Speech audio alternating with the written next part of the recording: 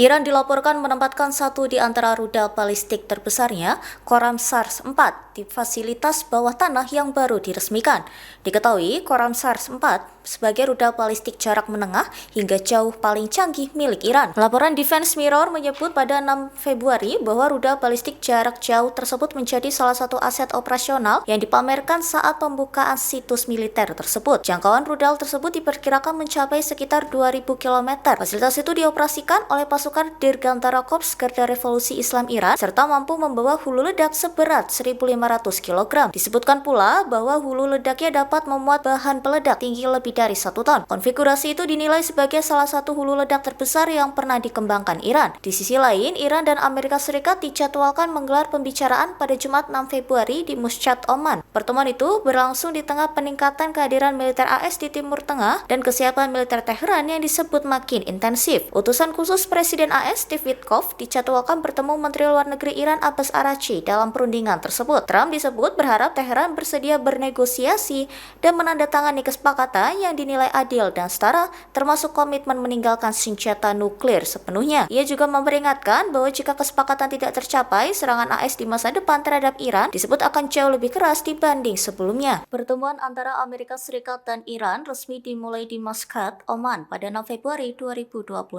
Perundingan ini menjadi kontak tingkat tinggi terbaru di tengah ketegangan yang masih membayangi hubungan kedua negara. Delegasi Amerika Serikat dipimpin utusan Presiden Donald Trump, Steve Witkoff, sementara Iran diwakili Menteri Luar Negeri Abbas Araghchi. Menjelang pertemuan, Araghchi menyampaikan Iran memasuki jalur diplomasi dengan kewaspadaan penuh. Ia menegaskan negaranya tetap beritikat baik namun tidak melupakan pengalaman masa lalu. Araghchi juga menyampaikan perundingan harus dijalankan dengan prinsip saling menghormati. Ia menilai kedudukan setara dan hasil yang saling menguntungkan menjadi syarat utama kesepakatan jangka panjang. Di sisi lain, Amerika Serikat disebut ingin melihat peluang kemajuan diplomatik terkait isu nuklir Iran dan persoalan regional lainnya. Namun, Washington juga dikabarkan tidak menutup opsi tindakan militer. Pertemuan ini menjadi yang pertama sejak Amerika Serikat terlibat dalam konflik kawasan pada Juni lalu melalui serangan terhadap situs yang dikaitkan dengan program nuklir Iran. Situasi perundingan disebut berlangsung dalam suasana tegang. Para diplomat berupaya mencari titik temu di tengah posisi militer kedua pihak yang tetap siaga. Agenda pembahasan mencakup upaya meredakan eskalasi,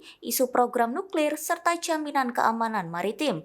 Militer Amerika Serikat kembali melancarkan serangan terhadap kapal di Samudra Pasifik bagian timur. Serangan itu dilaporkan menewaskan 2 orang di atas kapal yang menjadi sasaran. Komando Selatan AS menyatakan operasi dilakukan terhadap kapal yang diklaim terlibat aktivitas perdagangan narkoba. Southcom menyampaikan pada 6 Februari bahwa tindakan itu merupakan serangan mematikan dalam rangkaian operasi yang sedang berlangsung. Komando militer AS juga menyebut tidak ada personel mereka yang mengalami luka dalam operasi tersebut. Serangan ini menambah daftar korban dalam operasi penindakan terhadap kapal-kapal yang dicurigai terlibat jaringan narkotika. Operasi Southern Spear sendiri disebut telah berlangsung dalam periode sebelumnya, namun tidak disertakan bukti terbuka yang menunjukkan kapal yang diserang benar-benar membawa muatan narkoba. Operasi tersebut terjadi di tengah meningkatnya aktivitas militer AS di kawasan perairan strategis. Langkah militer ini juga memicu sorotan karena dilakukan di jalur laut internasional. Sejumlah pihak menilai penggunaan kekuatan bersenjata dalam operasi semacam ini berpotensi memunculkan perdebatan hukum. Download Tribun X sekarang, menghadirkan lokal menjadi Indonesia.